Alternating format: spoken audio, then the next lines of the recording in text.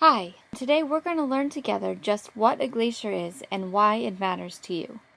As you watch this video, there are times when you may want to stop it and talk with your class, or try some of these experiments.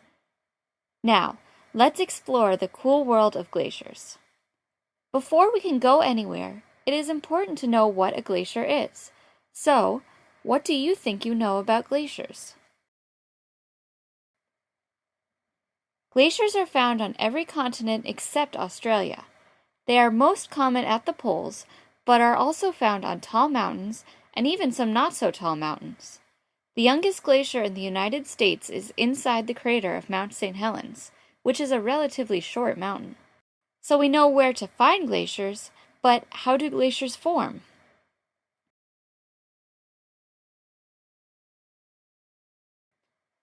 Glaciers form when lots of snow falls in one location, but never gets a chance to melt in the summer. Over many years, as the snow keeps building and building, it gets squeezed from its own weight and turns into ice. This squeezing may look sort of like this. Imagine that each pillow is a year's worth of snowfall. As each new layer falls from the sky, the ones beneath it are squished together. While these pillows are still individual layers, when the snow is squeezed, it becomes ice and becomes one giant glacier. One of the things that makes glaciers special is that they move. They do not stay in one place. How do glaciers move? Here are a couple of experiments for you to try with your class. See if you can come up with evidence and make some claims about how glaciers move.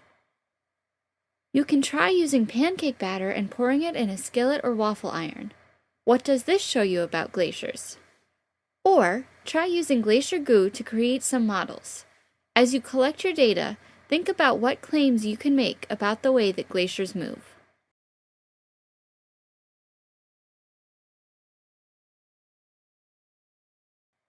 Let's talk about some of the observations you might have made.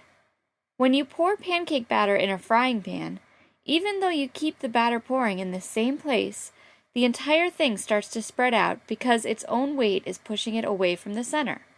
This is the first reason that glaciers move. They move because their own weight is squishing the sides out. This is something that happens at Antarctica. The snow builds up in the middle of the continent and it starts to squeeze out all around the edges.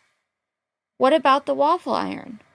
That's more like what would happen if the glacier moves around mountains instead of covering the entire landscape. Where it would have to flow uphill to cover the mountains, the glacier goes through the valleys, just like it does in a waffle iron. The glacier goo shows us the second reason glaciers move, and also helps us to see how different types of land under a glacier can affect how fast it moves.